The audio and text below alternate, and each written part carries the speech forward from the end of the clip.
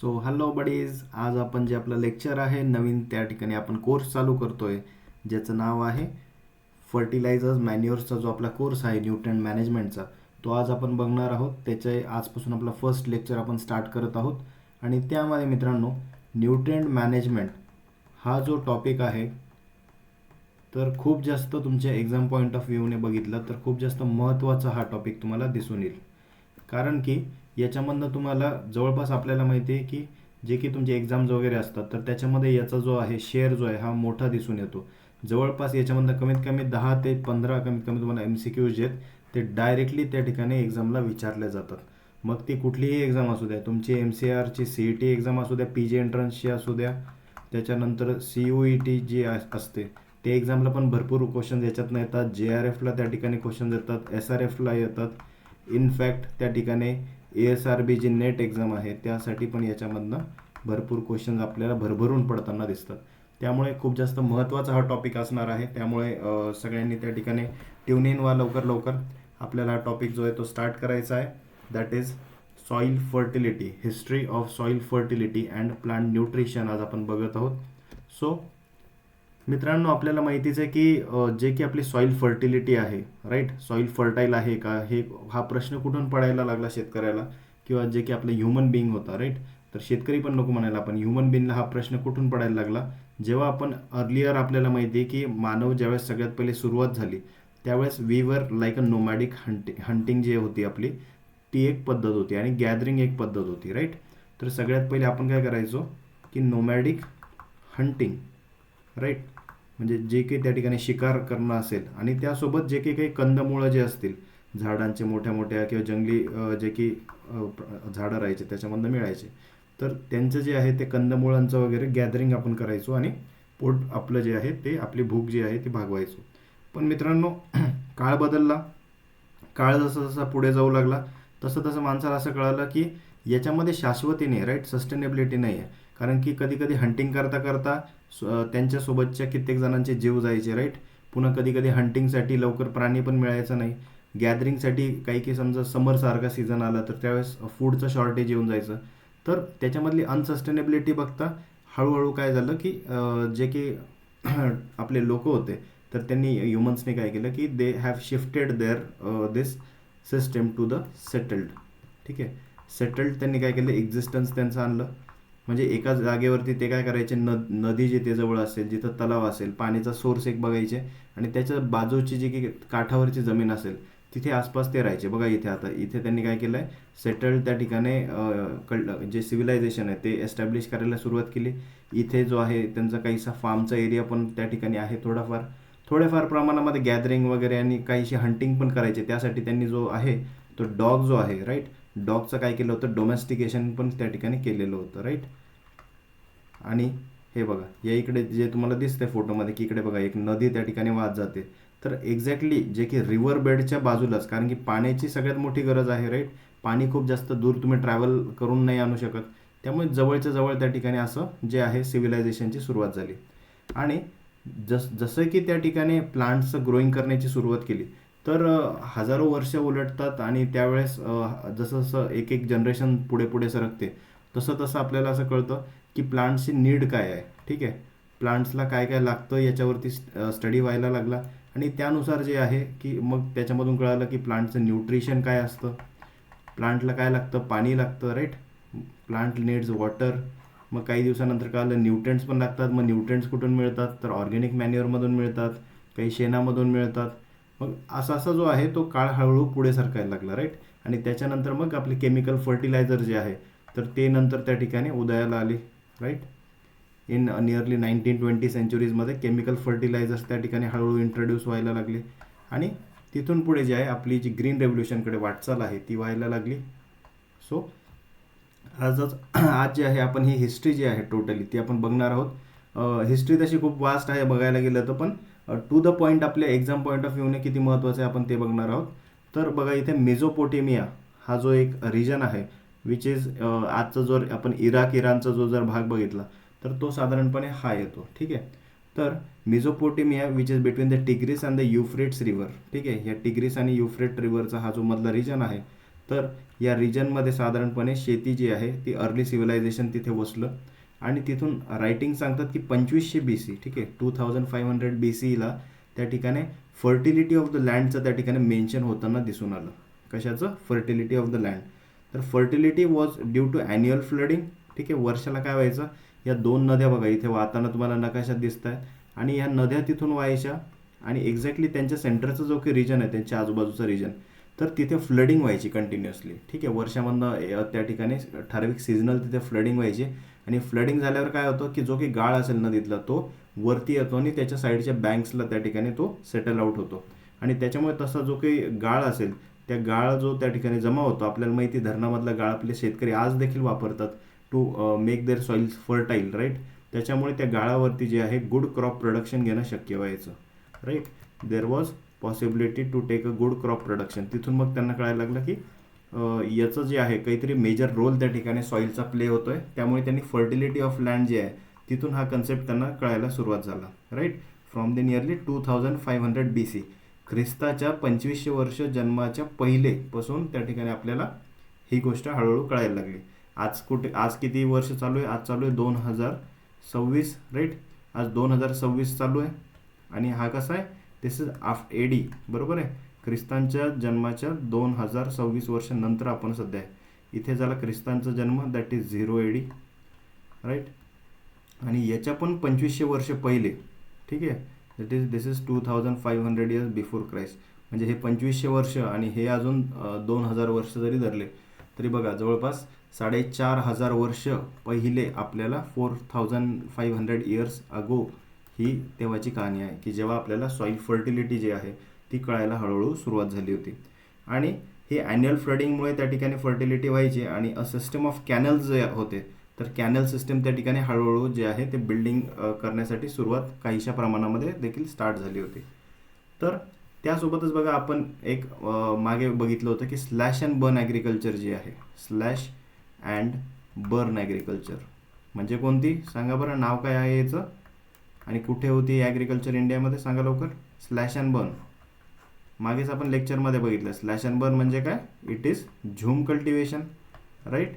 It is jhum cultivation आणि ही कुठे होते? It occurs in the north east India, right. North east इंडियामध्ये हे आपण जे आहे कॅरी आउट करतो ही agriculture system by the tribal people. ते काय करतात, एक जो जंगलाचा जो एक पर्टिक्युलर भाग असेल तर त्याला तिथले झाडं काय करतात, कट डाऊन करतात एका पॅचवरचे आणि त्या झाडांना एकदा कट डाऊन केलं की त्यांना तिथे जाळतात, ओके. म्हणून इथे नाव दिलं स्लॅश. स्लॅश म्हणजे काय? झाडांना कट करायचं. अँड बर्न म्हणजे त्या झाडांना काय करायचं? जाळायचं. आणि ते झाडं एकदा जळाले की ऑफकोर्स काय होईल, खाली कोळसा तयार होईल त्याचा, राईट. ही जी काही ॲश त्या ठिकाणी आहे तर ती तयार होईल, राख तयार होईल आणि त्याच्यामध्ये मग काय करेल ते सॉईल जी आहे तिथली हळूहळू पल्वराईज करतात आणि तिथे क्रॉप कल्टिवेशन केलं जातं. आणि तिथे क्रॉप कल्टिवेट केला जातो कंटिन्युअसली 4 इयर्स 5 इयर्स 6 इयर्सपर्यंत कल्टिवेट करतात, जोपर्यंत तिथली सॉईल जी आहे ती इनफर्टाईल होत नाही, राईट. जोपर्यंत तिथलं प्रोडक्शन कमी होत नाही तोपर्यंत तिथे ग्रो करतात. असं कळालं की अरे आता इथल्या सॉईलचं काय की प्रोडक्शन कमी व्हायला लागलं आहे, ते काय करतात, तिथून उठतात, दुसऱ्या जागेवरती जातात. दुसऱ्या डोंगरावरचा एक पॅच ऑफ लँड आहे तर ते फॉरेस्ट एरिया कट डाऊन करतात, असंच पुन्हा जाळतात, राईट. आणि तिथे नवीन शेती करू लागतात, राईट. आणि हा जो अगोदरचा एरिया आहे त्याला काय करतात, अबॅन्डन करून देतात, त्या जागेला सोडून देतात. मग नॅचरली ती जागा सोडून दिल्यानंतर हळूहळू आपल्याला माहिती आहे की निसर्गामध्ये it has a power, right. Nature has a power to heal it self.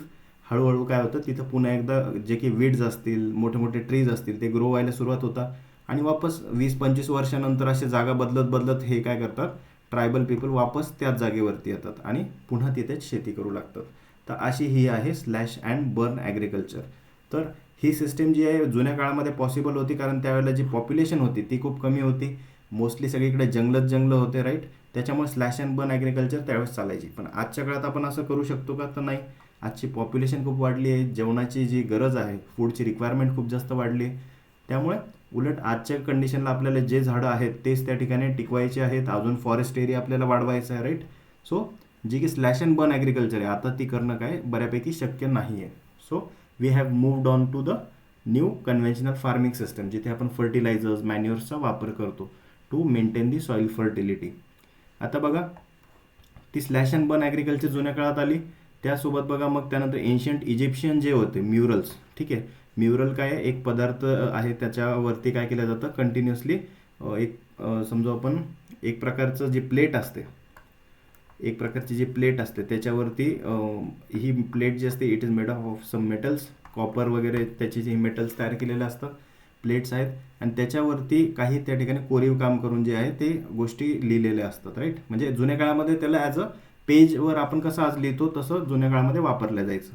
तर त्याच्यावरचा काही डेटा जो आहे तो कलेक्ट केल्यानंतर असं कळतं की ओल्ड टाइम्समध्ये जे ॲग्रिकल्चरल प्रॅक्टिसेस ज्या होत्या, जसे की टिलेज, प्लांटिंग, इरिगेशन म्हणजे झाडाला पाणी देणं असेल, हार्वेस्टिंग करणं असेल, हे त्या ठिकाणी माहिती होतं. बट फर्टिलायझेशन जे होतं म्हणजे खत जे घालण्याची पद्धत होती ही त्यावेळेस जुन्या काळामध्ये माहीत नव्हती, राईट. म्हणजे टिलेज, इरिगेशन, हार्वेस्टिंग, प्लांटिंग हे सगळं माहिती होतं, पण फर्टिलायझरचं ॲप्लिकेशनबद्दल अजूनही क्लिअरिटी त्या ठिकाणी जुन्या काळामध्ये आलेली नव्हती. पण सॉईल फर्टिलिटी माहिती होती, ठीक आहे. एक सॉईल चांगली आहे की खराब आहे फक्त एवढं कळायचं, पण सॉईलला इनफर्टाईल सॉईलला पुन्हा फर्टाईल कसं करायचं ही प्रोसेस त्यावेळेस माहिती नव्हती इनिशियली. मग नंबर ऑफ जे रोमन ऑथर्स आहेत जसं की कॅटो, कॉलमेला, त्यानंतर प्लिनी, ओके. तर हे जे ऑथर्स आहेत तर यांनी काही डिटेल्ड टेक्स्टबुक्स जुन्या काळामध्ये लिहिल्या ज्याच्यामध्ये ॲग्रिकल्चरचं मेन्शन केलेलं होतं, आणि तिथे यूज ऑफ ॲनिमल मॅन्युअर्स, ठीक आहे, जे की त्या ठिकाणी मॅन्युअर्स आहेत, त्यानंतर ग्रीन मॅन्युअर्स आहेत, ॲनिमलपासून असू द्या, ग्रीन मॅन्युअरिंग क्रॉप्स असू द्या, त्यासोबत क्रॉप रोटेशन असेल, तर याचं त्या ठिकाणी डिस्क्रिप्शन दिलेलं आहे की याचा वापर आपण करू शकतो to improve the soil productivity. आता हळूहळू काय झालं, रोमन ऑथर्सकडनं बघा इथे मेन्शन काही वर्षानंतर व्हायला सुरुवात झाली. This books were considered important source of information about agriculture for over 1000 years. Then golden age जो आहे ग्रीक्सचा तो त्या ठिकाणी सुरुवात झाली, दॅट इज 800, ठीक आहे, that is 800 to 200 years before Christ, right. तर इथे बघा मॅन्युअर जो आहे increase the productivity and prolong land use, हे त्या ठिकाणी कळायला लागलं त्यांना की मॅन्युअरचा आपण वापर करू शकतो सॉईल इम्प्रूव्ह करण्यासाठी, फर्टिलिटी वाढवण्यासाठी, आणि ती फर्टिलिटी सॉईलची वाढली की प्रोडक्टिव्हिटी पण क्रॉपची नॅचरली वाढते. देन ग्रीन मॅन्युअर जे क्रॉप्स असतात, तर जसं की ज्याच्यामध्ये लेग्युम क्रॉप्स जे होते, काहीसे जे कडधान्य होते, हे त्यांना कळालं होतं की काही क्रॉप जे आहेत तर त्याचा आपण वापर करू शकतो लेग्युम्सचा to improve the soil fertility. त्यानंतर मार्ल, इन्क्रीज द प्रोडक्टिव्हिटी, असं त्या ठिकाणी एक मेन्शन आहे. मार्ल म्हणजे काय की लाईम, जे अर्लियर टेक्स्टमध्ये जे आहे ना, मार्ल हा जो शब्द आहे हा कशासाठी वापरला जायचा, तर it is use for lime. Lime म्हणजे काय, चुना, राईट. तर चुन्याचा वापर जो आहे हा केला की त्या ठिकाणी काय होईल, प्रोडक्टिव्हिटी वाढेल. आता मे बी हा जो पॉईंट जिथे नोट केला गेला तर तिथल्या सॉईल्स कशा असणार आहे, तिथल्या सॉईल असणार आहेत काय म्हणतो आपण ॲसिडिक सॉईल्स असतील, आणि ॲसिडिक सॉईलला आपण काय करतो टू त्याला क्युअर करण्यासाठी, त्याला प्रॉपर pH मेंटेन करण्यासाठी आपण त्यात चुना ॲड करतो, राईट. त्यामुळे अशा सॉईलवरती त्यांनी हा पॉईंट नोट केला तिथल्या लोकांनी की त्या ठिकाणी जर चुना आपण ॲड केला तर प्रोडक्टिव्हिटी ॲड होऊ शकते आपल्या सॉईलची. देन वूड ॲशेस जे आहेत दे वर बेनिफिशियल स्लॅश अँड बर्न ॲग्रिकल्चरमध्ये त्या ठिकाणी हा पॉईंट नोट करण्यात आला की जर का आपण त्या ठिकाणी लाकूड जे आहे ते जाळलं आणि त्याचं जर ॲश जो आहे त्याची जी राख आहे तिचा वापर केला तर it can be proved as beneficial. Then saltpetre ज्याला म्हणतात, पोटॅशियम नायट्रेट KNO3 जे आहे, सॉल्ट पीटर त्याला पहिले म्हणायचे, it was beneficial to plants, हे पण पॉईंट नोटमध्ये आले. हे नोट करून घ्या, बऱ्याचदा तुम्हाला एक्झामला हा क्वेश्चन येऊ शकतो की सॉल्ट पीटर कशाला म्हणतात, कुठल्या फर्टिलायझरला सॉल्ट पीटर म्हणतात, तर दॅट इज KNO3. KNO3ला काय म्हणतो आपण, we call it as potassium nitrate, okay. So that is the KNO3, that is saltpetre. त्यानंतर सलाईन ज्या सॉईल्स असतील जिथे सॉल्ट खूप जास्त ॲक्युमुलेट होतं, so it can be detected by the test. Then ही एक खूप फेमस बुक आहे, that is the farmers of 40 centuries. याच्यावरती तुम्हाला वेळोवेळी क्वेश्चन येऊ शकतो की ही बुक त्या ठिकाणी कोणी लिहिलेली आहे, तर ही बुक जी आहे it is written by FH King. Note करून घ्या, this farmers of 40 centuries, this book is written by FH King. 1911च्या आसपास ही बुकचं त्या ठिकाणी पब्लिशन त्या ठिकाणी झालेलं आहे. Then we desired to learn how it is possible after 20 and perhaps 30 or even 40 centuries for their soils to be made to produce sufficiently for the maintenance of such dense population. हे जे आहे एक प्रकारचं एक काहीसं phrase आहे from that particular book, that is the farmers of 40 centuries. So जे की जेथरो टूल आहे, right. Who is the father of tillage? Father of tillage आपण जे म्हणतो, father of tillage that is Jethro Tull, right. तर त्यांनी त्या ठिकाणी सांगितलं टूल्सची जी काही थिअरी होती ऑफ प्लांट न्यूट्रिशन ती काय होती बघा. त्यांनी सांगितलं होतं की ऑल सॉर्ट्स ऑफ डंग जे आहे and compost contain some matter which when mixed with the soil it ferments there in. By such fermentation it dissolves, crumbles and divides the earth very much. This is the chief and almost only use of dung. Okay. तर इथे काय सांगितलं आहे बघा त्यांनी सोप्या भाषेमध्ये, आपण ज्याला म्हणतो आज, ठीक आहे, एकाच वर्डमध्ये जर याला सांगायचं झालं तर सॉईल स्ट्रक्चर इम्प्रूव्हमेंटसाठी जे आहे तर त्याचा वापर आपण FYMचा करतो, राईट. फार्म यार्ड मॅन्युअरचा आपण कशासाठी वापर करतो? To improve the soil structure. जे काही त्या ठिकाणी ॲज अ सॉईल कंडिशनर म्हणून मोस्टली मॅन्युअरचा यूज केला जातो, नॉट ॲज फॉर न्यूट्रिएंट त्या ठिकाणी सॉईलमध्ये प्रोव्हाइड करायचे ह्या उद्देशापेक्षा जास्त जे की फार्म यार्ड मॅन्युअर आहे, कंपोस्ट आहे, याचा वापर जास्त करून या सॉईल कंडिशनिंगसाठी केला जातो, to improve the soil structure. तेच इथं सांगितलं आहे की ती जी फर्मेंटेशन प्रोसेस त्या ऑर्गॅनिक मॅटरमध्ये होती त्याच्यामुळे काय होतं, सॉईलचं crumbling, division of the earth. अर्थ म्हणजे काय तर सॉईल. तर त्याचं डिव्हिजन जे आहे ते चांगल्या पद्धतीने होतं डंगचा वापर केल्यावर, right. So the value of the dung is not to nourish. हे बघा इथे यांनी पण सांगितलं आहे की जे की शेणाचा वापर आहे it is not for nourishment but to dissolve, to divide the terrestrial matter which affords nourishment to the mouths of the vegetable roots, right. तर सॉईल स्ट्रक्चरचा जो काही रोल होता of this manure or dung हा त्या ठिकाणी Jethro टूलने त्या ठिकाणी सांगितला in the nearly year of 1731 मध्ये सांगितलं. त्यानंतर एक आहे आपल्याकडे अगेन बेंजामिन फ्रँकलिन ज्याचं नाव आहे, ठीक आहे, बेंजामिन फ्रँकलिन. सो यांनी काय सांगितलं, त्यांना इंटरेस्ट होता ॲग्रिकल्चरमध्ये and he demonstrated the value of gypsum.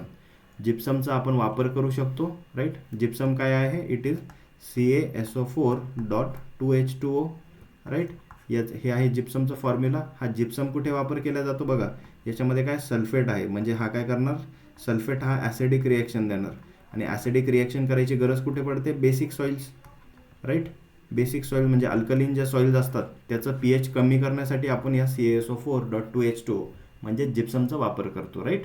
तर ते बेंजामिन फ्रँकलिनने सांगितलं की आपण ह्या जिप्समचा वापर केला तर याचा आपल्याला फायदा होऊ शकतो. Applied to hill in a pattern which outline the words this land has been plastered, right. तर this land has been plastered असं काय म्हणतात बघा, कारण की ज्या की बेसिक सॉईल्स होत्या, अल्कलीन सॉईल्स होत्यात, जसं की सपोज एक्झाम्पल द्यायचं झालं तर ब्लॅक सॉईल जे आपले आहेत, राईट, काळी माती जी आपली असते ती बघा एकदा त्या ठिकाणी खूप जास्त ओली झाली तर कशी चिकन त्या ठिकाणी तयार होती, राईट. खूप जास्त क्लेई सॉईल ती असते, त्याच्यामुळे एक प्रकारे प्लास्टरिंग केल्यासारखी ती सॉईल आपल्याला वाटते. तर अशा सॉईल्समध्ये आपण त्याचा वापर करू शकतो, हे बेंजामिन फ्रँकलिनने सांगितलं. भले त्या काळामध्ये त्यांना ते प्रॉपर वर्ड्स माहीत नव्हते, अल्कलाईन सॉईल्स, त्यानंतर ॲसिडिक सॉईल्स, त्यानंतर काही पर्टिक्युलर समजा ज्या काही सॉईल्सचे आपल्याकडे टाईप्स आज आपण मांडतो हे भले त्या काळामध्ये माहिती नव्हते, पण त्यांना काही त्यांनी हळूहळू पॉईंट्स जे आहेत ते नोट करायला सुरुवात केलेली होती in their own words, in their own languages. त्यानंतर बघा थॉमस जेफरसन एक सायंटिस्ट होता, he is founding father and agronomist who quotes related to the agriculture. त्यानंतर एडमंड जे रुफिन आहे व्हर्जिनियामधले 1825 to 1845च्या काळामध्ये he was first to use the lime on humid region soils, ठीक आहे. जे की चुना आहे, चुना, ठीक आहे. लाईम म्हणजे काय? चुना, दॅट इज कॅल्शियम कार्बोनेट. तर कॅल्शियम कार्बोनेटचा वापर कुठे केला जातो? To improve the soil pH, ठीक आहे. जे की ॲसिडिक सॉईल्स असतात आपल्याला माहिती आहे, ॲसिडिक सॉईल्स असतात तर यांचं pH न्यूट्रल करण्याची गरज असते to take good crop production. तर हे कसं करणार आपण? त्यामध्ये चुना ॲड करणार या ॲसिडिक सॉईल्समध्ये. तर चुना काय करेल की सॉईलचं जे की pH आहे ते वाढवतो आणि न्यूट्रल pH झालं की त्याच्यावर चांगले क्रॉप्स येऊ शकतात. तर त्याच्यामुळे बघा इथं दिलं आहे, जे रुफिन होता याने सांगितलं होतं की आपण लाईमचा जे की वापर आहे तो आपण ह्युमिड रिजनच्या सॉईल्सवरती जर केला तर त्याने यील्ड आपली चांगली वाढू शकते, ठीक आहे. ह्युमिड रिजनच्या सॉईल्स कशा असतात? ते असतात ॲसिडिक सॉईल्स, ठीक आहे.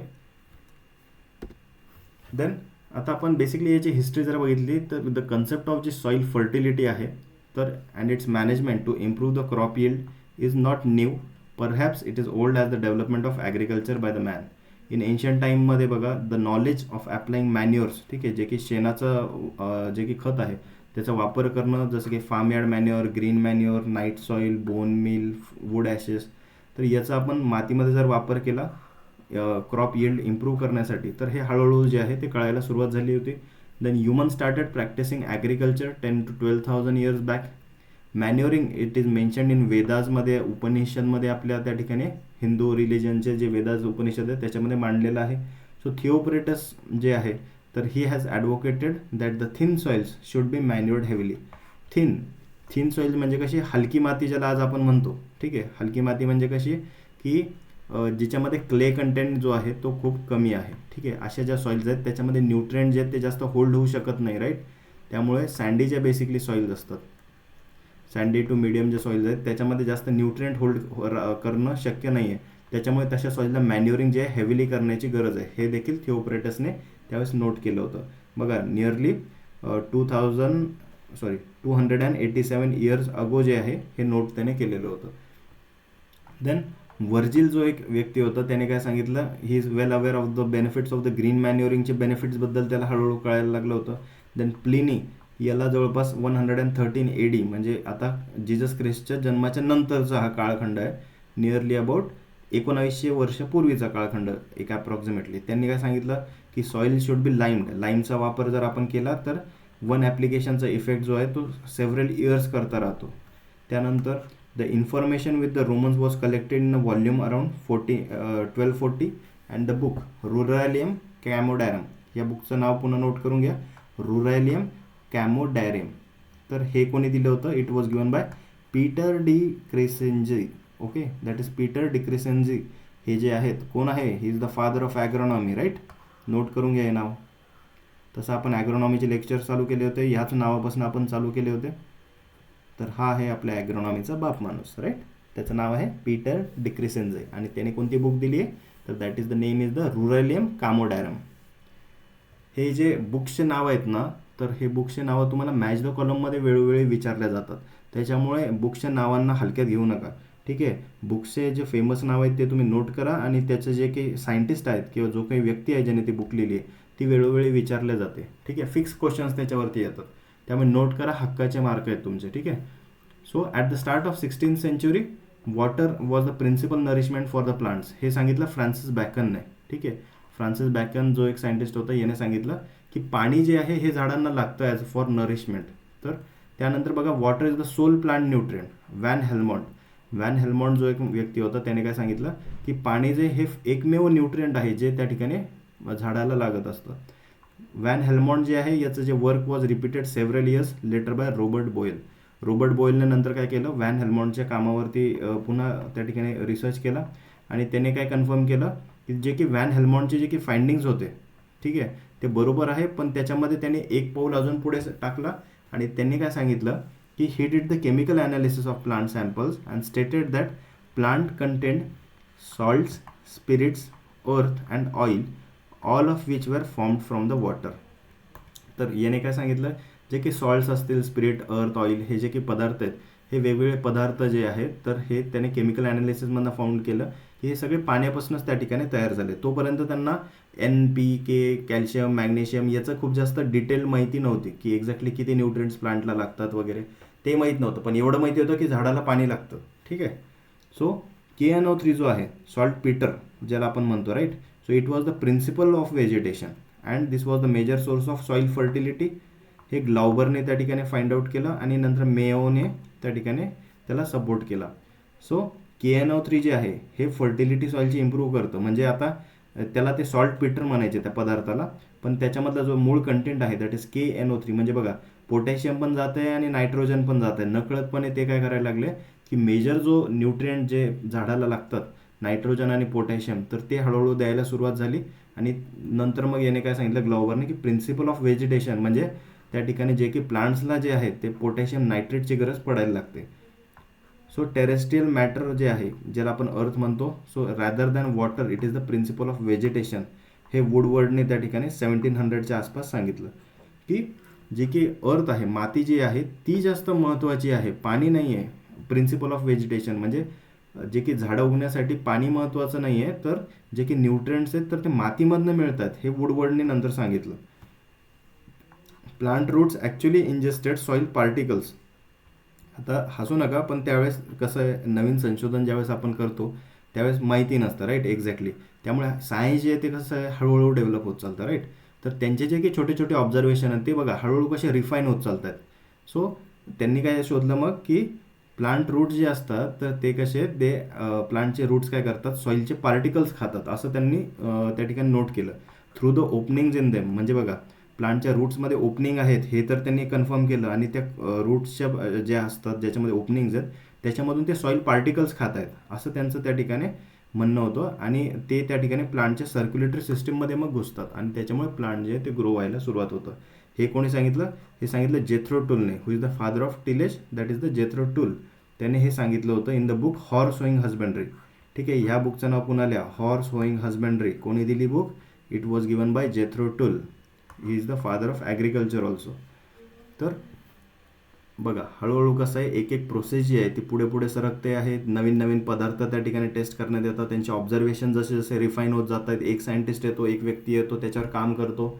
पहिले ते म्हणतात की पाणी हे झाडाला खूप महत्त्वाचं आहे, पाणी झाडाला महत्त्वाचं आहे. त्याच्यानंतर काही वर्षानंतर दुसरा एक व्यक्ती त्याच्यावर काम करतो, रॉबर्ट बॉयल नावाचा. तो सांगतो की अरे पाणी तर आहे महत्त्वाचं, पण त्याच्यासोबत काहीतरी सॉल्ट, स्पिरिट, अर्थ आणि जे काही ऑइल आहे हे प्लांटमधनं आपल्याला मिळते, पण ते पण कदाचित पाण्यापासून मिळालेलं असू शकतं असं ते एक अंदाज तो लावतो. त्याच्यानंतर बघा KNO3 जो आहे हा त्या ठिकाणी सॉल्ट बिटर हा त्या ठिकाणी पदार्थ एक व्यक्ती झाडाला देऊन बघतो. त्याला असं कळतं की अरे याने तर झाडाचं जे आहे ते यील्ड जे ती चांगली इम्प्रूव्ह होते, त्याच्यामुळे कदाचित सॉईल फर्टिलिटी वाढते. तो लगेच ते नोट डाऊन करतो. काही वर्षानंतर लगेच जेथ्रो टूल काय म्हणतो की प्लांटचे मुळं जे ते काय करतात की सॉईलचे पार्टिकल त्या ठिकाणी खातात, कारण की त्याच्या रूट्समध्ये ओपनिंग आहे, त्याच्यामुळे जे आहे ते झाड ग्रो करतं. असं हळूहळू एक एक टप्पा जो आहे तो त्या ठिकाणी इम्प्रूव्ह होत चालतो. सायन्स हळूहळू डेव्हलप होत चालतं in the soil nutrient management. Okay, then बघा इथे जेथ्रो टूल जे आहे याने काय सांगितलं, he thought small particles were ingested by the plants and that cultivating the soil made it easier for the plants to take up the soil particles. हे त्याने note केलं आहे in the book Horse Hoeing Husbandry. ठीक आहे, note केलं Jethro टूलची book, that is Horse Hoeing Husbandry. हे पण तुम्हाला मॅच द कॉलमला येऊ शकतं. And he develop the horse हो अँड सीड ड्रिल. बघा हे जे आहे हॉर्स हो आणि सीड ड्रिल हे कोणी डेव्हलप केलं, हे पण एक्झामला क्वेश्चन येतात. तर this was develop by Jethro Tull. त्यानंतर Arthur Young, he was a great scientist. याने काय शोधलं बघा की त्याने पॉट टेस्ट केले, कुंड्यांवरती त्याने काय केलं, टेस्टिंग केलं to find those substances that would improve the yield of crops. कुंड्यांमध्ये एक छोटे छोटे त्याने क्रॉप्स लावले आणि त्याच्यावर त्याने टेस्टिंग केलं की झाडाला नेमकं काय काय लागतं. त्याने काय केलं, बार्ले जो क्रॉप होता राईट, त्याने तो ग्रो केला इन सँड आणि यूज द फॉलोइंग मटेरियल्स. जसं की चारकोल, एका कुंडीमध्ये चारकोल टाकून बघितलं त्या सँडमध्ये, एकाच्या ट्रेनचं ऑइल जे निघतं ते टाकून बघितलं, एका प्लांटसाठी त्याने पोल्ट्रीचं डंग टाकून बघितलं, स्पिरिट्स ऑफ वाईन जे ठीक आहे ते टाकून बघितलं, नायटर एक टाकून बघितलं, गन पावडर पण त्याने टाकून बघितली, पिच टाकून बघितलं, ऑयस्टरचे शेल्स टाकून बघितलं. असे खूप सारे त्याने वेगवेगळे मटेरियल्स वेगवेगळ्या कुंड्यांमध्ये टाकून बघितले की कोणत्याने त्या ठिकाणी झाडाचं यील्ड वाढतं आहे राईट. तर त्याने प्रॉपरली एक प्रकारे आज आपण जसं रिसर्च करतो तर तसं त्याने हळूहळू जी आहे सिस्टमॅटिक पद्धत जी आहे ती करायला सुरुवात केली आर्थर यंगने. आणि त्याच्यानंतर त्याला कळालं की प्लांट ग्रोथ जी आहे ही काय त्या ठिकाणी प्रोड्यूस होते काही ठराविक गोष्टींमधून, पण काही बरेचसे मटेरियलमधून त्या ठिकाणी ग्रोथ होत नाही. So he published his findings in the Annals of Agriculture. हे ॲनल्स ऑफ ॲग्रिकल्चर एक पुस्तक आहे एक, ज्याच्यावरती त्याने हे जवळपास 46 व्हॉल्यूम्समध्ये त्याने प्रकाशित केलं. बघा किती मोठं काम त्याचं असेल. ठीक आहे, तर हे नाव नोट करून घ्या, Annals of Agriculture. The book is written by Arthur Young. Arthur यंगने हे बुक लिहिलेलं आहे, that is Annals of Agriculture. हे पण नाव तुम्हाला एक्झामला येऊ शकतं. सो मॉडर्न पिरियड जे आहे, मॉडर्न पिरियडमध्ये बघा जस्टस वॉन लायबेग. ओके, हा जो सायंटिस्ट होता इन द इयर 1803 आणि 1873च्या मधल्या काळामध्ये हा त्या ठिकाणी अस्तित्वात होता. या माणसाने काय शोधलं आहे, he laid the foundation for the modern fertiliser industry. आता इथून खरा गेम जो आहे फर्टिलायझरचा त्या ठिकाणी सुरू झाला आहे बघा. जस्टस वॉन लायबेग याने काय केलं, he has laid the foundation for modern fertiliser industry. Justus von Liebig, note करून घ्यायचं नाव. ठीक आहे. He stress the value of mineral elements from the soil, found that the carbon in plants comes from CO2 of the atmosphere, not from the humus in the soil as was thought at that present time. Hydrogen आणि oxygen जे आहे ते पाण्यातनं मिळतं हे त्याने शोधलं. Alkaline जे metals आहेत कॅल्शियम, मॅग्नेशियम आणि potassium, they were needed to neutralise acid formed by the plants. Phosphate जे आहे they are necessary for the seed formation. एवढे ठळक ठळक त्याने जे आहे इलिमेंटच्या नुसार जे आहे क्लासिफिकेशन एकपट करायला सुरुवात केली होती. ऑब्झर्वेशन्स त्याने चालू केले होते. देन त्याने काय सांगितलं अजून की he manufactured the fertiliser but made mistake of fusing phosphorus with potassium, phosphorus and potassium with the lime, जे की अनअवेलेबल होतं प्लांट्सला. ठीक आहे, त्याने त्या ठिकाणी हे इलिमेंट्स पण शोधले, प्लांटला त्याची गरज आहे पण शोधली. पण त्याने काय केले, एक त्याच्याकडून चूक झाली की त्याला हे माहीत नव्हतं की फॉस्फरस आणि पोटॅशियम जे आहे हे जर का आपण लाईमसोबत दिले तर ते काय होतं, झाडांना अनअवेलेबल होतं. हे त्याला प्रोसिजर माहीत नव्हती, मे बी त्याला रिॲक्शन त्यावेळेस त्याचे माहीत नव्हते. त्याच्यामुळे त्यानंतर त्याने दिला, लायबेगने काय दिला, जस्टस वॉन लायबेगने, he gave the law of minimum. हा लॉ जो आहे हा नोट करून घ्या, लॉ ऑफ मिनिमम. कोणी दिला, जस्टस वॉन लायबेगने हा लॉ ऑफ मिनिमम दिला. It is very famous law. आज पण मॉडर्न इंडस्ट्रीमध्ये आपण त्याचा वापर करतो. आता लॉ ऑफ मिनिमम काय सांगतो, if one of the essential nutrients is deficient growth will be poor even if all other elements are abundant. कळालं? हा खूप जास्त महत्त्वाचा काय लॉ आजच्या काळामध्ये पण, कारण की त्याने काय सांगितलं, एक जे प्लांट आहे, ठीक आहे, तर त्याला जेवढे काही न्यूट्रिएंट्स त्या ठिकाणी एका प्लांटला लागतील, सगळे न्यूट्रिएंट जरी त्या ठिकाणी त्या प्लांटला अवेलेबल असले आणि एक न्यूट्रिएंट जर का सपोज एक पर्टिक्युलर न्यूट्रिएंट जो आहे हा जर का डेफिशिएंट असेल सॉईलमध्ये, तर तो डेफिशिएंट जो न्यूट्रिएंट असेल तो त्या ठिकाणी कमी असल्यामुळे त्या प्लांटची ग्रोथ काय होईल, ती स्टॉप होईल. आणि तो एक न्यूट्रिएंट तुम्ही जसं जसं देत चालशाल तसं तसं त्या प्लांटची ग्रोथ वाढत चालेल, असं त्याने सांगितलं. म्हणजे त्या पर्टिक्युलर जे डेफिशिएंट न्यूट्रिएंटचा जो काही मेजर रोल असतो इन द प्लांट ग्रोथ, हा त्याने त्या ठिकाणी फाइंड आउट केला होता. तर त्याला म्हणतात लॉ ऑफ मिनिमम. जी गोष्ट कमी आहे तिचं महत्त्व जास्त त्या ठिकाणी प्लांटसाठी वाढतं एकंदरीत. सो नॉन मेटल ऑक्साईड जे आहेत, जसे की carbon, nitrogen, hydrogen and sulphur, तर यांच्याबद्दल सांगायचं झालं नॉन मेटल ऑक्साईडच्या बाबतीत. So what is liberated and what is left behind Wien the plant biomass is burn. तर बघा, झाडं ज्यावेळेस आपण बर्न करतो तर मग ते बर्निंग झाल्यानंतर शेवटी कुठकुठल्या गोष्टी त्या ठिकाणी कोळशामध्ये खाली जे आहेत त्या राहतात. तर Liebig believed that the ash generated when a crop is burn content the optimal blend of nutrients for fertilising the crop. तर याने काय कन्क्लूड केलं की जे काही न्यूट्रिएंट्स आहेत ते त्या ॲशमध्ये त्या ठिकाणी बऱ्यापैकी प्रमाणामध्ये प्रेझेंट आहे, जे आपण जर क्रॉपला ॲड केले तर त्याने फर्टिलायझरसारखं ते ॲक्ट होतं. Liebig recommended checkbook approach to fertilisation. Checkbook approach जे आहे तर ती त्याने रेकमेंड केली होती फॉर दी फर्टिलायझेशन प्रोसेस. त्याच्यासोबतच बघा, त्याने एस्टॅब्लिशमेंट ऑफ लॉंग टर्म जे फील्ड एक्सपेरिमेंट्स आहेत त्याच्यानंतर जे रॉथम स्टेटला त्या ठिकाणी, म्हणजे कुठे, UK मध्ये, UK काय, युनायटेड किंगडम, तर इथे जे आहे जे ब्रिटिशांनी त्यावेळेस long term field experiments conduct केले होते at the Rothamsted in 1854 by the Lawes and Gilbert. हे दोन सायंटिस्टचं नाव लक्षात ठेवा. हे जे स्टेटमेंट आहे हे तुम्हाला एक्झामला बऱ्याचदा विचारलं जातं की कोणत्या इयरमध्ये long term field experiments at Rothamsted it was conducted by Lawes and Gilbert in which year, तर 1854. कधी कधी तुम्हाला कोणी कंडक्ट केले असं विचारलं तर लॉज अँड गिल्बर्ट हे नाव सांगता आलं पाहिजे.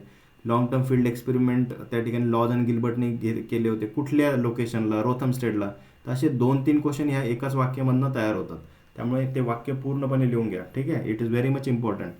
सो हेलरिगल जे होते अँड विल्फार याने डिस्कवर्ड केलं की legumes do fix atmospheric nitrogen with the help of certain bacteria living on its roots. The organism which was later isolated by Beijerinck. तर बिजरिंगने काय केलं होतं इन 1888 मध्ये की ही नेम्ड बॅसिलस रॅडिकोकोला. त्याचं अगोदरचं नाव होतं Rhizobium. So he isolated the nitrogen fixing bacteria Azotobacter also in 1901 आणि अझोस्पिरिलम इन 1925. तर असे एकंदरीत त्याने अझोटोबॅक्टर, अझोस्पिरिलम, रायझोबियम हे 3 जे बॅक्टेरिया होते हे त्याने आयसोलेट केले. कोणी, बिजरिंगने केले. ठीक आहे, हे पण एक्झामला बऱ्याचदा विचारलं जातं की who isolated Rhizobium for the first time, किंवा त्या ठिकाणी नायट्रोजन फिक्सेशनसाठीचे हे जे काही बॅक्टेरियाज हे कोणी सगळ्यात पहिले आयसोलेट केले, त्याचे वर्ष पण विचारले जाऊ शकतात. ठीक आहे, तर नोट करून घ्या, बिजरिंगने त्या ठिकाणी हे सगळं आयसोलेशन जे होते हे केले होते. त्यानंतर हॉपकिन्सने 1910च्या काळामध्ये परमनंट ॲग्रिकल्चर जे आहे याच्यामध्ये त्या ठिकाणी काम करायला सुरुवात केली, which we know as the sustainable agriculture. आज ज्याला आपण सस्टेनेबल ॲग्रिकल्चर म्हणतो त्याला त्याने परमनंट ॲग्रिकल्चर असं नाव दिलं होतं, की जी त्या ठिकाणी चिरंकाळ टिकून राहणारी अशी सिस्टम असेल ॲग्रिकल्चरची. देन जे बी लॉज जे होते त्याचं पेटंट मॅन्युअर जे आहेत compost of superphosphate of lime, phosphate of ammonia, silica of potash and carbon are now for sale at his factory. तर हळूहळू काय केलं बघा यांनी, जसजसे एक एक न्यूट्रिएंट कळायला सुरुवात झाली त्यांनी स्वतःच्या फॅक्टरीज पण ओपन केल्या, right, for the production of that fertilisers. J B Lawes open one of the first fertiliser factories in Europe. युरोपमध्ये पहिली फॅक्टरी कोणी ओपन केली तर जे बी लॉजने केली, हे पण नोट करा. And needed to convince farmers that they should apply his fertilisers, की तो त्या ठिकाणी त्याने काय केलं, हे प्रोडक्शन पण मोठ्या स्केलला स्टार्ट केलं आणि शेतकऱ्यांपर्यंत प्रोपॅगेट करायला पण सुरुवात केली की तुम्ही याचा वापर करा, याच्यामुळे तुमचं काय होईल, यील्ड जे आहे तुमच्या क्रॉपची ती इन्क्रीज होईल. Broadbalk demonstrated the value of nitrogen, right, value of जे की नायट्रोजन असेल आणि phosphorus fertiliser and that manure was not necessary to produce high crop yields. याने काय सांगितलं की एन आणि पी जर तुम्ही फर्टिलायझर टाकलं, मॅन्युअर टाकू नका, हे एन पी फर्टिलायझर आहे हे यूज करा, त्याच्यामुळे तुमची जी आहे हाय यील्ड ऑप्टेन होईल आणि plot will receiving both manure and fertilisers often produced higher yield. जर तुम्ही दोन्ही देऊ शकले तर चांगलीच गोष्ट आहे, पण पहिले तुम्ही काय करा, केमिकल फर्टिलायझर्स वापरायला सुरुवात करा. देन इंडियन सिनारिओमध्ये बघा कुठपर्यंत त्या ठिकाणी हिस्ट्री आपली जाते. In India soil fertility was a discipline born in 1882. तर सॉईल फर्टिलिटीबद्दल जे आहे स्पेसिफिक वर्क जे आहे ते 1882ला त्या ठिकाणी सुरुवात झाली होती. जे.डब्ल्यू. लेदर हे खूप महत्त्वाचं नाव आहे in our Indian history. J W. Leather he is known as the father of agricultural chemistry. Okay, father of agricultural chemistry J W. Leather, याला पण नोट करा. He was appointed as the first scientific staff of the Imperial Department of Agriculture, later moved to Pusa, Bihar. Earlier discoveries काय सांगता की Indian soil जे असतात that वर poor in nitrogen. आज पण आपण म्हणतो राईट की सगळ्यात डेफिशियंट न्यूट्रिएंट कुठला आहे सॉईलमध्ये, तर तो आहे नायट्रोजन. तो इंडियन सॉईलमध्ये these are poor in nitrogen, हे त्यावेळेस त्याने डिस्कवर केलं. तर आता आपण काही त्या ठिकाणी जे पॉईंट्स आहेत ते नोट करून घ्या. वेगवेगळ्या सायंटिस्टचे जे की आपण महत्त्वाचे पॉईंट्स असतील from the exam point of view ते आपण नोट करूया. तर बघा, Peter de Crescenzi, okay, that is Pietro de Crescenzi, हे कोण आहे, he is the father of agronomy, right. यांनी काय केली, बुक कोणती दिली होती, बुक सांगा नाव, मागेच तुम्हाला नोट करायला सांगितलं होतं. बुकचं नाव आहे ओपस रुरॅलियम कामोडॅरम.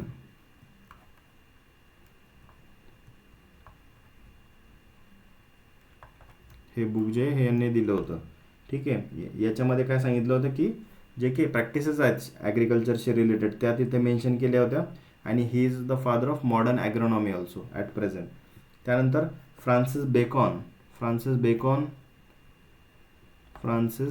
बेकॉन जे होते यांनी काय सांगितलं, यांनी सांगितलं प्रिन्सिपल नरिशमेंट जी आहे व्हेजिटेशनची, प्रिन्सिपल नरिशमेंट काय आहे फॉर व्हेजिटेशन, ती काय आहे, दॅट इज द वॉटर हे खूप जास्त महत्त्वाचं आहे फॉर दी प्लांट ग्रोथ, हे त्यावेळेस त्यांनी सांगितलं. त्यानंतर रॉबर्ट बॉईल होते, त्याने ते सॉल्ट, स्पिरिट, अर्थ, ऑइल त्या ठिकाणी लागतं, राईट, तर ते सांगितलं होतं. नंतर जे आर ग्लोबर जे होते, याचं नाव एक नोट करा. यांनी काय सांगितलं, सॉल्ट पीटर काय होतं, सॉल्ट पीटर KNO3, बरोबर आहे. तर सॉल्ट पीटर जे आहे हे महत्त्वाचं आहे प्रिन्सिपल ऑफ व्हेजिटेशन, हे त्यांनी सांगितलं. It is important principle of vegetation काय आहे, सॉल्ट पीटर, हे त्या ठिकाणी JR ग्लोबरने सांगितलं. त्यानंतर व्हॅलेरस एक सायंटिस्ट होता अगेन, व्हॅलेरिस यांनी सांगितलं की प्रिन्सिपल ऑफ व्हेजिटेशन काय, शॉर्टमध्ये लिहितो, प्रिन्सिपल ऑफ व्हेजिटेशन ते काय आहे, त्याने सांगितलं की ह्युमस आहे, जे की त्या ठिकाणी कुजलेलं शेणखत आहे, दॅट इज द ह्युमस, ते त्या ठिकाणी प्रिन्सिपल ऑफ व्हेजिटेशन आहे, व्हॅलेरसने त्या ठिकाणी सांगितलं. त्याच्यानंतर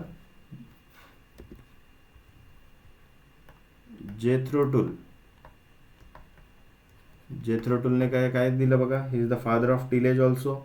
याने सीड्रिल त्या ठिकाणी दिलं, खूप मोठं कॉन्ट्रीब्युशन याचं मल्टिपल जागेवरती, सीड्रिल त्या ठिकाणी जेथ्रोटूलने दिलं.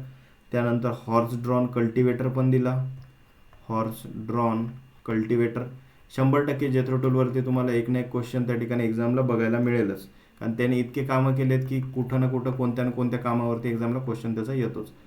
तर एक्झाम झाल्यावर तुम्ही म्हणशाल सर बरोबर सांगितलं होतं, जेथ्रो टूलवरती क्वेश्चन आलेत एक्झामला. सीड ड्रिल दिलं, हॉर्स ड्रॉन कल्टिवेटर त्यांनीच दिला. पुन्हा त्याची जी बुक होती, बुकचं नाव काय होतं, book Horse Hoeing Husbandry, Horse Hoeing Husbandry, ही बुक जी आहे ही पण जेथ्रो टूलनेच दिलेली आहे. याचं जर इयर तुम्हाला नोट करायचं असेल तर नोट करा, दॅट इज 1731. या 1731मध्ये ही बुक त्याने लिहिली होती. त्यांनी काय सांगितलं की all soils are equally tilled and not equally productive. जे काही इक्वली तुम्ही टिलेज केलेल्या ज्या काही सॉइल्स असतील त्या सगळ्याच इक्वली प्रोडक्शन तुम्हाला देतील, नॉट नेसेसरी, असं त्याने सांगितलं होतं. याचा अर्थ काय की टिलेज तर महत्त्वाचं आहेच, पण त्या ठिकाणी काहीतरी अशी कंपोनंट आहे सॉईलमध्ये ज्याच्यामुळे यील्ड जे ती व्हॅरी करते, that is the soil fertility. हे त्याचं सांगण्याची पद्धत होती. That he gave word zero tillage. ठीक आहे, झिरो टिलेज हे जे वर्ड होता हा पण त्यानेच दिला, झिरो टिलेज. आणि जो एक अजून वर्ड आहे that is the weed. Weed हा पण जो वर्ड आहे, हे दोन्ही वर्ड जे आहेत हे त्यांनी दिलेले आहेत, राईट. त्याच्यामुळे जेथ्रो टूल कोण आहे, he is known as the father of tillage. Father of tillage म्हणजे बघा कसा माणूस असला, यानेच सांगितलं की टिलेज त्या ठिकाणी करा पहिले. ठीक आहे, सीड ड्रिल पण त्यानेच तयार केला, हॉर्स ड्रॉन कल्टिवेटर पण त्यानेच तयार केला. त्याच्यानंतर त्याला कळालं की अरे काही नाही टिलेज केलं त्याचे पण काहीतरी स्पेशल बेनिफिट्स आहे, लगेच त्याने झिरो टिलेज ही पण टर्म देऊन टाकली. वीडबद्दल पण त्याने त्या ठिकाणी टर्म दिली, कारण की हे जे काही हॉर्स ड्रॉन कल्टिवेटर आहेत किंवा सीड ड्रिल आहेत याचा मोस्टली त्याने वीड कंट्रोल करण्यासाठी पण याचा मेजर रोल होता, म्हणून त्याने वीड जे आहे ती पण टर्म त्याने दिलेली आहे. तर मल्टिपल असे त्याचे जे आहेत ते काम आहेत जेथ्रो टूलचे. देन आर्थर यंगने कोणती बुक दिली होती, आत्ताच आपण बघितली, सांगा बरं, तुम्हाला नोट करायला सांगितली होती, सांगा. That is Annals of Agriculture, right. Annals of Agriculture. आणि हे किती व्हॉल्यूम्समध्ये प्रकाशित केली होती, तर that was published in nearly 46 volumes, right. Then Priestley एक व्यक्ती होता, याने काय शोधलं, प्रिस्टलीने ही फाउंडेड की डिस्कवरी जी आहे ऑक्सिजनची जी काही डिस्कवरी आहे this was done by Priestley. Okay. त्यानंतर कॅव्हेंडिश नावाचा एक व्यक्ती होता, अगेन कॅव्हेंडिशने कशाची डिस्कवरी केली, तर हायड्रोजनची. हायड्रोजन जो आहे, हायड्रोजन गॅसची त्या ठिकाणी डिस्कवरी जी आहे कॅव्हेंडिशने केली. ओके. त्याच्यानंतर बघा 19th सेंचुरीमध्ये जसं आपण पुढे आलो की थिओडर डी ससूर आहे, त्यानंतर सर हॅम्फ्री डॅवी आहे. ओके. तर सर हॅम्फ्री डॅवी एक नोट करा तुम्ही, सर हम्फ्री डॅवी हा जो व्यक्ती होता याने काय दिलं, the elements of agricultural chemistry. He book आहे त्यांची, ठीक आहे, the elements of agricultural chemistry. He book त्या सायंटिस्टने दिली. हे पण नाव जे आहे हे तुम्हाला येऊ शकतं, ठीक आहे, इन मॅच द कॉलम. या बुकचं नाव त्या ठिकाणी नोट करा, the elements of agricultural chemistry.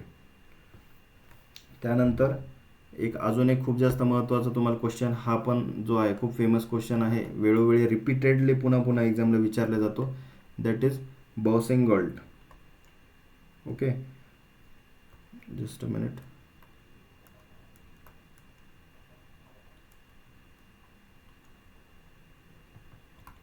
बॉसिंगॉल्ट हे एक सायंटिस्ट होते. So this is very famous name. यांनी काय दिलं होतं, फील्ड प्लॉट एक्सपेरिमेंट कॅरी केलं होता. ठीक आहे, he carried out field plot experiment in 19th century. आणि याचं मग जे की त्याने खूप साऱ्या त्या ठिकाणी मटेरियल जे काही आहे रिसर्चचं ते त्या ठिकाणी कन्क्लूड केलं होतं. त्याच्यामुळे ही is known as the father of field plot technique. काय म्हणतात त्याला, is known as the father of field plot technique. Very very important name, okay, in the scientific history. त्यानंतर जस्टस वॉन लायबॅक जे नाव होतं ते पण तुम्हाला एक्झामला येतं, अनेकदा या सायंटिस्टचं नाव येतं जस्टस वॉन लायबॅक. मुद्दामून हे दोनदा मी त्या ठिकाणी तुमच्याकडून रिव्हिजन करून घेतोय, ठीक आहे. त्यामुळे नोट करून घ्या, कोणी अजून पण नोट केलं नसेल तर. खूप जास्त महत्त्वाचे नाव आहेत हे, सरळ सरळ याच्यामधनं तुम्हाला क्वेश्चन्स येतात. तर जस्टस वॉन लायबॅक हा जो होता हा त्या ठिकाणी जे हिटलर आहे तर त्याच्या काळखंडामधला हा व्यक्ती होता आणि जर्मनीचाच होता. So he was a German scientist आणि he is called as the father of agricultural chemistry. Father of agricultural chemistry, that is Justus von Liebig. He proposed law of minimum. याचे पण खूप सारा कॉन्ट्रीब्युशन आहे. लॉ ऑफ मिनिमम या व्यक्तीने दिला, ठीक आहे. हे लॉजबद्दल पण क्वेश्चन मॅच द कॉलमच्या स्वरूपात येऊ शकता किंवा वन लायनरमध्ये पण येतं की law of minimum is given by dash, तर ते तुम्हाला नोट करता आलं पाहिजे. किंवा या लॉ ऑफ मिनिममलाच काय म्हणतात, it is also called as barrel concept. काय म्हणतात, barrel concept. Okay. Law of minimum कुठल्या वर्षी दिला हे पण क्वेश्चन येऊ शकतो. So that is 1862. नोट करून घ्या, 1862 खूप महत्त्वाचा लॉ आहे. याचं इयर पण तुम्हाला विचारलं जाऊ शकतो. ही रोट ऑर्गॅनिक केमिस्ट्री जी आहे in relation to agriculture and physiology, ठीक आहे. तर ऑर्गॅनिक केमिस्ट्री जी आहे, ऑर्गॅनिक केमिस्ट्री याच्याबद्दल त्याने काय केलं होतं, डिटेलिंग लिहिली होती इन रिलेशन टू ॲग्रिकल्चरशी रिलेटेड आणि फिजिओलॉजीशी रिलेटेड जे आहे, तर याने त्या बुकमध्ये जे आहे मेन्शन केलं होतं. Then next will see about the J B. Lewis. J B. Lewis एक सायंटिस्ट होतं, जे.बी. ल्यूइस. तर जे.बी. ल्यूइसने काय प्रोड्यूस केलं, he produce the superphosphate. काय प्रोड्यूस केलं, सुपर फॉस्फेट. आज आपण जे सिंगल सुपर फॉस्फेट वापरतो, डबल सुपर फॉस्फेट वापरतो ते वालं, तर ते सुपर फॉस्फेट त्यांनी प्रोड्यूस केलं होतं by treating crust bones with H2SO4. बघा, जे की बोन्स होते, बोन्सचं त्याने काय केलं, पावडर तयार केली, ठीक आहे. आणि त्या पावडरला ट्रीट केलं विथ H2SO4, म्हणजे काय, सल्फ्युरिक ॲसिडसोबत ट्रीट केलं. आता ॲसिडमध्ये ट्रीट केल्यावर बोन्स ऑफकोर्स पूर्णपणे डिझॉल्व्ह होतील आणि ते सुपर फॉस्फेट जे आहे ते त्याने त्या ठिकाणी प्लांटसाठी यूज केलं. तर J B. Lewis he has produce superphosphate by using the bones.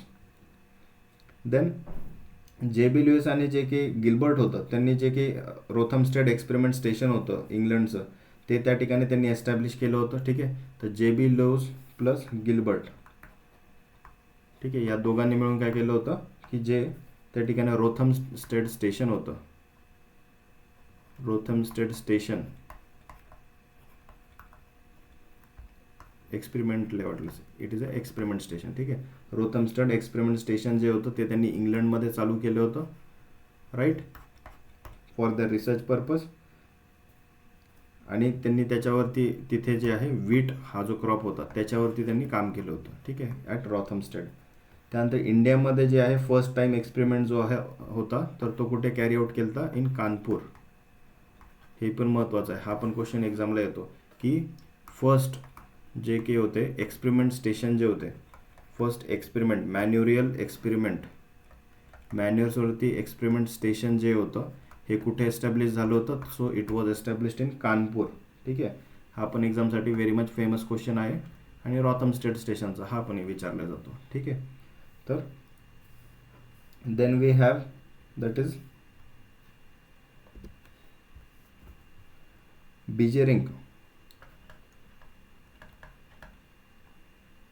बिजेरिंग जे सायंटिस्ट होते,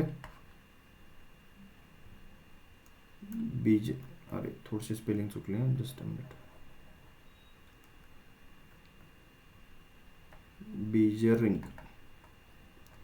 बिजेरिंग या सायंटिस्टने काय त्या ठिकाणी सांगितलं, त्याने आयसोलेशन केलं. कशाचं सांगा, आयसोलेशन ऑफ ऑर्गॅनिझम्स, राईट. कोणकोणता, रायझोबियम त्या ठिकाणी आयसोलेट केला. त्यानंतर अझोटोबॅक्टर पण केला, त्यानंतर अझोस्पिरिलम पण केला. तर हे तिन्ही जे बॅक्टेरिया आहे यांचं आयसोलेशन त्या व्यक्तीने केलं, वन आफ्टर दी अदर, काही इयर्सच्या गॅपने या तिन्हींचं त्याने आयसोलेशन केलं होतं. आणि त्याने सांगितलं होतं की नायट्रोजन फिक्सेशन जे आहे लेग्युम्समध्ये हे यांच्यामुळे होतं. Okay. So nitrogen fixation in legumes हे या क्रॉप्स या ऑर्गॅनिझम्समुळे होतं, हे या बीजरिंगने जे आहे ते सांगितलं होतं. त्यानंतर we have V Dokuchaev. V Dokuchaev he is the father of soil science, right. Father of pedology पण यांना म्हणलं जातं. He is known as the father of pedology. हे सगळे तुम्हाला क्वेश्चन्स आहेत एक्झाममध्ये. हे तुम्हाला सायंटिस्टचे नावं आणि त्यांचे कॉन्ट्रीब्युशन येतात. त्यामुळे मुद्दाहून तुम्हाला सरळ सरळ स्लाईड दाखवून मोकळं करण्यापेक्षा मुद्दाहून मी लिहितोय, म्हणजे तुम्ही माझ्यासोबत जे आहे स्पीड कमी असल्यामुळे तुम्ही पण लिहिशाल. ठीक आहे. तर I expect you are noting this down. Then we have one scientist again, E Wollny. काय आहे नाव? E Wollny. याने काय केलं होतं? He is known as the father of modern soil conservation. Father of modern soil conservation, that is E Wollny. वेगवेगळ्या एक्झाम्सला तुम्हाला जे की टफनेस जी आहे ती वेगवेगळ्या स्तरावर येते, राईट. तर त्यानुसार जे क्वेश्चन जर चेंज करायचे असतील तर एका सायंटिस्टच्या जागी दुसऱ्याचं पण नाव विचारलं जाऊ शकतं. सो त्यामुळे नोट करून घ्या. That is the father of soil conservation, जे मॉडर्न सॉइल कॉन्झर्वेशनचं, he is the E Wollny, right. त्यानंतर थॉम्सन जे होता, थॉम्सन अँड वे, या दोन व्यक्तींनी काय दिलं होतं?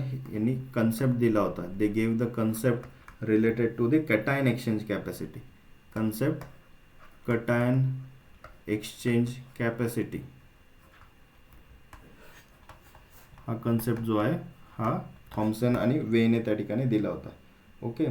त्यानंतर डिस्कवरी जी होती अमोनिया सिंथेसिसची. ओके.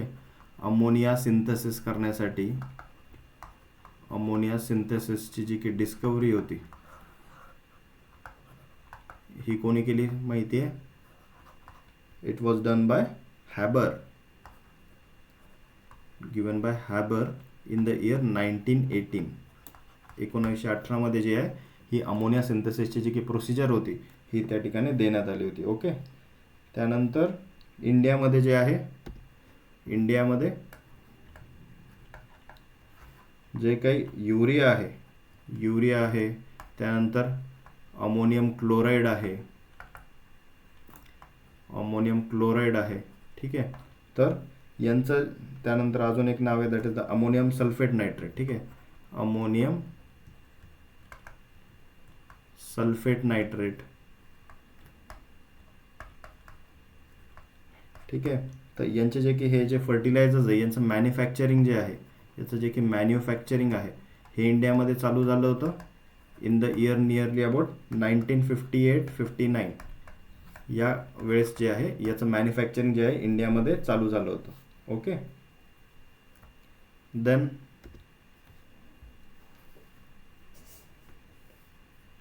थिओप्रेटस जो होता,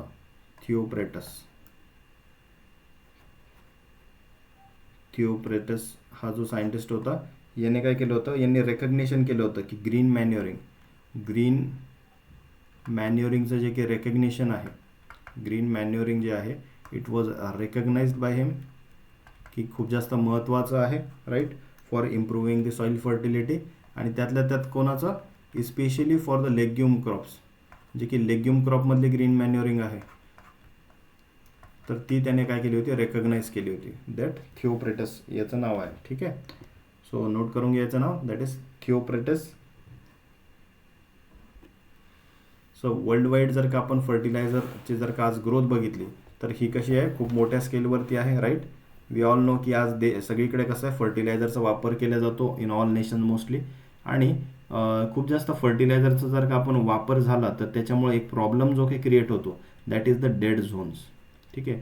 अतिवापर केल्यामुळे काय होतं बघा, डेड झोन्स जे ते क्रिएट होतात. डेड झोन्स म्हणजे काय असतात बघा, की they are the areas in which the fertiliser run off has created algal blooms that suck the oxygen from water. म्हणजे बघा काय होतं, एक जो की लँड पोर्शन असतो खूप जास्त आपण काय करतो कंटिन्युअसली फर्टिलायझर्स यूज करतो, राईट. त्याच्यामुळे काय होईल की नॅचरली पाऊस पडला की काही ना काही जे फर्टिलायझर्स आहे एक तर ते ग्राउंड वॉटरमध्ये लीच डाऊन होईल. ग्राउंड वॉटरमध्ये नाही गेलं तर नियर बाय पॉन्ड्समध्ये जातं, नद्या नाल्यांमध्ये जातं, आणि त्या नद्या अल्टिमेटली कुठे जातात? तर समुद्रामध्ये जातात, राईट. तर त्यामुळे बघा काय होतं की जे की नदी नाले असतील किंवा जे की त्या ठिकाणी बीचेसच्या जवळपासचा जो काही एरिया आहे तर त्या एरियाजमध्ये काय होतं, ते न्यूट्रिएंट खूप जास्त त्या पाण्यामध्ये वाढतात, राईट. नायट्रोजन असेल, फॉस्फरस असेल, पोटॅश असेल, मायक्रोन्यूट्रिएंट्स असतील, ते नॅचरली पाण्यामध्ये उतरतात. आता पाणी जे आहे ते it is becoming full of nutrition, right. तर ते वॉटर न राहता ते पाणी काय नॅचरली तयार होतं, it is getting created like a solution. ठीक आहे, एक न्यूट्रिएंटचं एक प्रकारे सोल्युशन ते तयार होतं आहे. आणि त्याच्यामध्ये काय होतं, मग नॅचरली त्याच्यावरती अल्गल जी ग्रोथ आहे, हिरवं रंगाचं जे की जे अल्गे आहे त्याचं जे आहे ग्रोथ होतं आहे. आणि या शेवाळामुळे काय होतं की नॅचरली ते एकदा शेवाळ जे आहे ते खूप जास्त, त्याच्यानंतर प्लांट जे असतात, ठीक आहे, जे की वीड प्लांट्स जे असतात, जे की ॲक्वॅटिकवाले, पाण्यावरती जे ग्रो होतात तसे ॲक्वॅटिक वीड प्लांट जे आहे, तर ते त्या ठिकाणी त्या पाण्यावरती तरंगायला लागतात. आणि नॅचरली ते काय करतात, जे वॉटर आहे त्याच्यामधनं डिझॉल्ड जो ऑक्सिजन असेल, डिझॉल्ड ऑक्सिजन जो आहे, डिझॉल्ड ऑक्सिजन तो त्या ठिकाणी सक करून घेतात. आणि त्याच्यामुळे त्या वॉटरमधलं जे काही डिझॉल्ड ऑक्सिजनचं प्रमाण कमी होतं. आणि ऑक्सिजन पाण्यातनं कमी झालं की आपल्याला माहितीच आहे पाण्यात कोण राहतं, मासा राहतो, राईट. त्यामुळे मछली जल की राणी आहे, त्याच्यामुळे ती जी राणी आहे ती त्या ठिकाणी तिला ऑक्सिजन मिळत नाही आणि ती काय होते, ती नॅचरली त्या ठिकाणी मरायला लागते. त्यामुळे मासेच नाही तर असे इतर पण त्या ठिकाणी भरपूर मरीन ॲनिमल्स त्या ठिकाणी राहतात, त्यांचं जे आहे जीवाला धोका होतो. त्यामुळे भरपूर जे आहे स्पीसीज एंडेंजर्ड व्हायला लागले. जर का फर्टिलायझर कन्झम्पशन वर्ल्ड वाईड आपण बघितलं तर बघा, नॅचरली जे आहे डेव्हलपिंग कंट्रीज जे असतात त्याच्यामध्ये किंवा डेव्हलप्ड कंट्रीज आहेत, आता डेव्हलप कंट्रीजमध्ये तरी कुठेतरी स्टॅबिलिटी आली आहे बघा इथे, ठीक आहे. पण डेव्हलपिंग कंट्रीजमध्ये आज पण जे आहे तर ते फर्टिलायझर्सचा वापर बघा खूप जास्त वाढत चालला आहे. आता इथे चायना बघा, चायना तर लीडलाच आहे सगळ्यात पुढे, राईट.